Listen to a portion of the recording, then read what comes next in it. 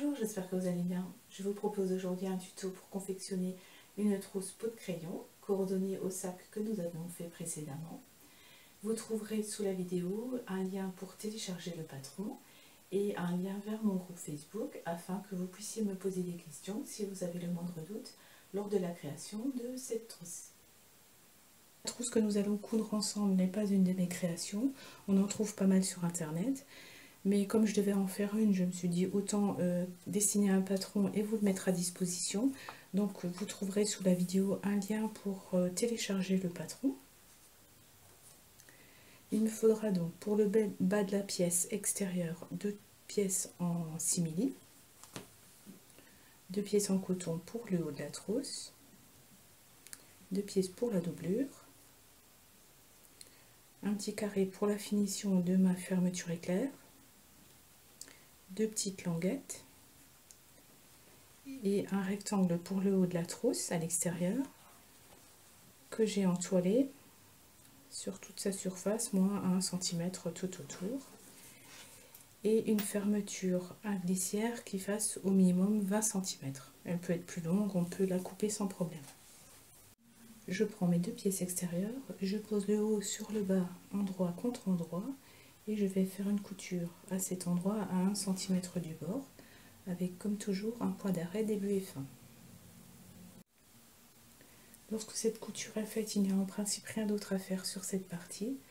Mais comme mon simili est épais, j'avais un peu peur que la marge de couture ici gêne un peu le passage de la doublure lorsqu'on ouvre la trousse. Donc j'ai choisi de descendre cette marge de couture vers le bas et de surpiquer mon simili à 2 mm du bord. Ici. Si vous choisissez de faire la trousse entièrement en tissu, donc sans faire le bas en simili, je vous ai mis dans le patron un gabarit pour cette pièce-là en tissu, donc d'une seule pièce. Et il faudra alors entoiler la partie basse. Je vous ai mis aussi le gabarit de cette partie-là pour pouvoir couper facilement l'entoilage. En revanche, il ne sera pas possible de coudre cette partie entièrement en simili parce qu'il faut que la partie du haut coulisse lorsque vous ouvrez la trousse. Et donc si elle était entièrement en simili, ça gênerait vraiment trop le passage pour ouvrir la trousse. J'ai posé la fermeture à glissière, endroit de la fermeture contre l'endroit du tissu extérieur. J'ai replié cette petite partie ici pour qu'elle ne soit pas prise dans la couture, donc ça me libère à peu près 1 cm de tissu ici. Et ensuite j'ai fait une marque sur ma fermeture à 2,5 cm de ce bord là. C'est à cet endroit là qu'il faudra arrêter de coudre. Donc je peux aussi mettre une petite épingle. Et donc je vais coudre avec mon pied à fermeture à glissière du début de la fermeture jusqu'à cet endroit là. Et je m'arrête bien avec un point d'arrêt pour que la couture ne se défasse pas. Vous pouvez complètement ouvrir la fermeture pour ne pas être embêté par le curseur pendant la couture. Je pose la pièce de doublure endroit contre endroit, bord à bord.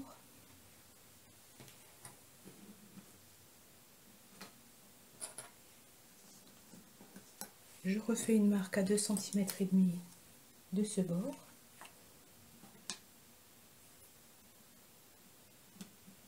Et donc je fais une couture tout le long jusqu'à cet endroit-là comme tout à l'heure. J'ai ramené la fermeture vers le bas. Je la maintiens avec une épingle.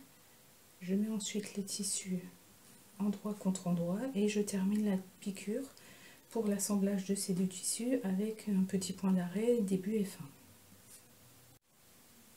Je vais maintenant poser la fermeture sur l'autre côté de mon tissu extérieur. Pour l'instant, pour la placer, je peux la fermer. Je tire bien les tissus vers l'arrière. Et je pose à nouveau la fermeture endroit contre endroit, comme tout à l'heure.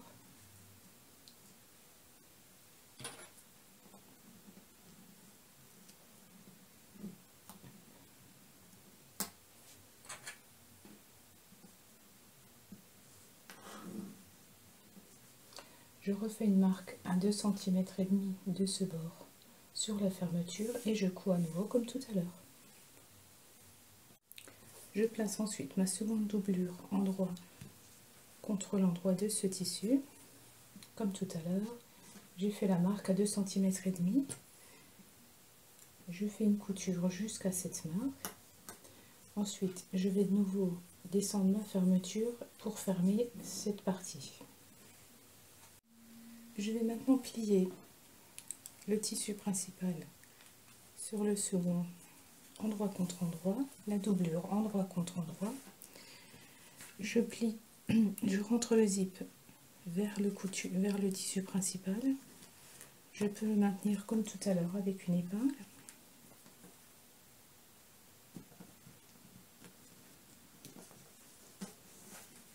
Je vais maintenir le tour avec des épingles ou des pinces. Je mets bien les coutures l'une en face de l'autre.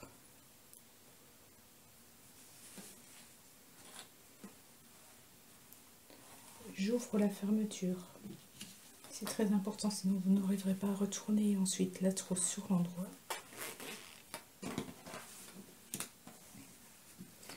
J'épingle tout autour. Je ramène là aussi la partie de la fermeture vers la partie principale.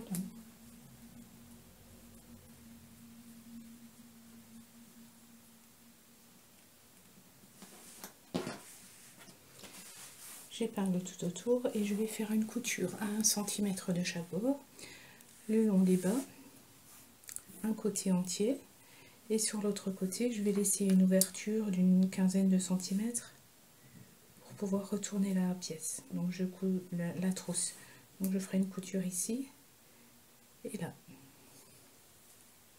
Je fais bien attention aussi à mettre les deux parties de simili face à face afin qu'il n'y ait pas de décalage à la couture.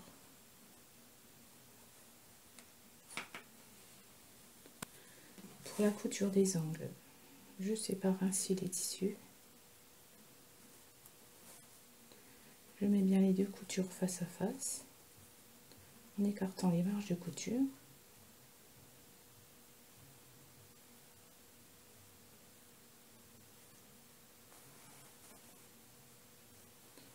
Et c'est en tirant bien sur les tissus de côté que ça se mettra bien droit.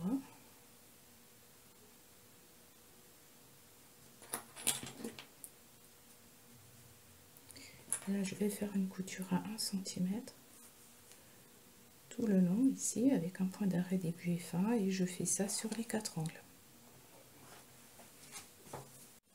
Je peux raccourcir un petit peu mes marges de couture et je vais maintenant retourner la trousse sur l'endroit.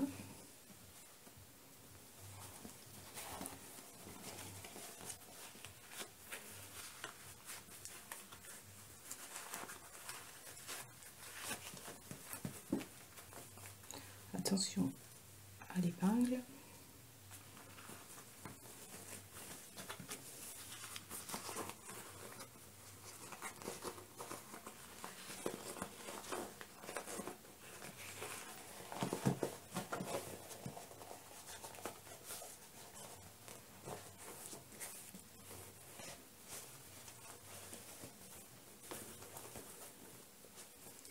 Et je vais fermer la doublure. Donc comme pour le sac de tout à l'heure, le sac qui est coordonné, je peux faire une couture à la machine à coudre au plus près du bord de l'ouverture ou une fermeture invisible à la main. Pour le point invisible à la main, je pique mon aiguille dans le pli du tissu, là où ils doivent se rejoindre tous les deux. Je pique en face de là où ressort mon fil. Je ressors 2 ou 3 mm plus loin. Et ça forme ainsi un espèce de petite échelle qui, lorsque je tire dessus, ferme la couture et le point est invisible. Le corps de ma trousse est terminé. Je vais rapidement faire une petite finition pour ma fermeture. Donc, je vérifie déjà qu'elle ferme bien. Je prends mon petit morceau de tissu qui fait 5 cm sur 6. Alors, du côté qui fait 5 cm, je rabats sur environ 1 cm envers contre envers.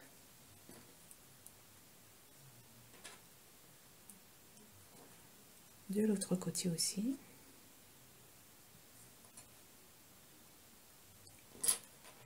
Je vais ensuite plier cette pièce en deux, endroit contre endroit.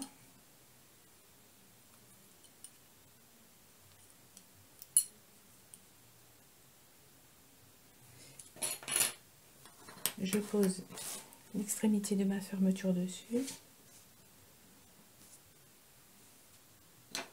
avec une craie ou un crayon.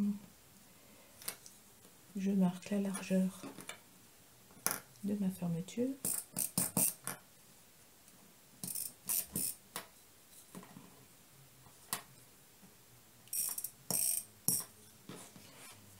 Et je vais faire une couture sur ces deux traits avant de couper un petit peu mes marges de couture et de retourner cette petite pièce sur l'endroit.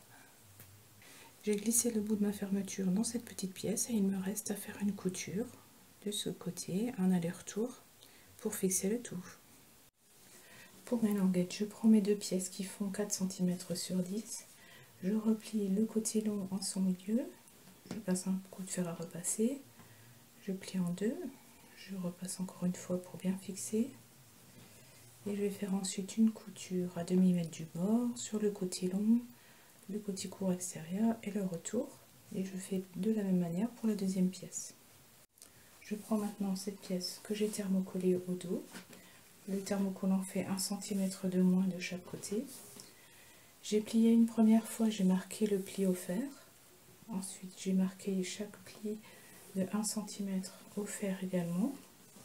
Je vais maintenant plier en deux dans ce sens, endroit contre endroit. Et je vais faire une piqûre à 1 cm du bord, tous de ce côté.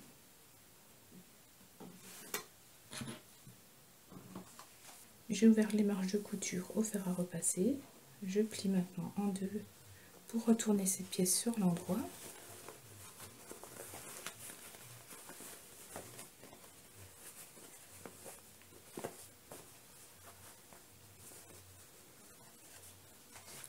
Je mets bien ma couture face à face. Je plie en deux pour marquer le milieu de l'autre côté. Je marque ça avec une épingle.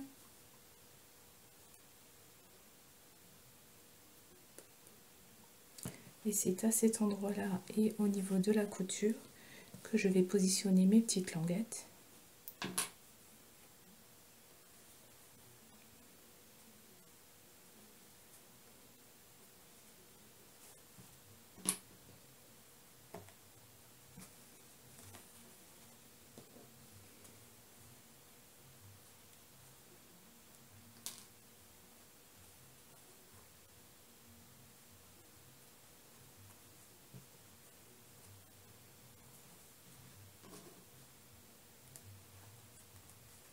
Je vérifie qu'elles aient bien la même dimension de la partie qui ressort.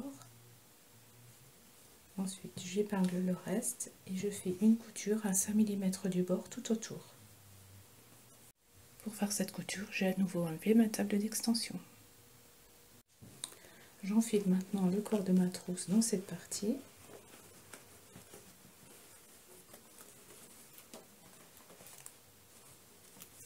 Je mets bien les deux coutures face à face.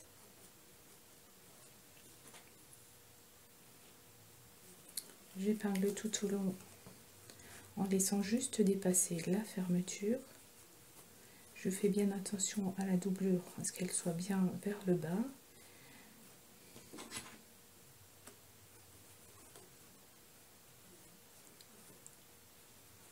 J'épingle ainsi tout autour et je fais une surpiqûre à quelques millimètres du bord tout autour. Et voilà, la trousse est terminée.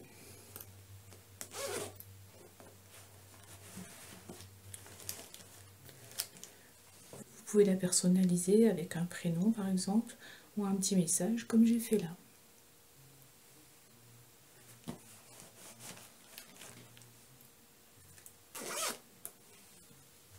J'espère que cette vidéo vous a plu, que les explications étaient assez claires et nous nous retrouverons donc dans un prochain tuto pour créer ce porte-clés.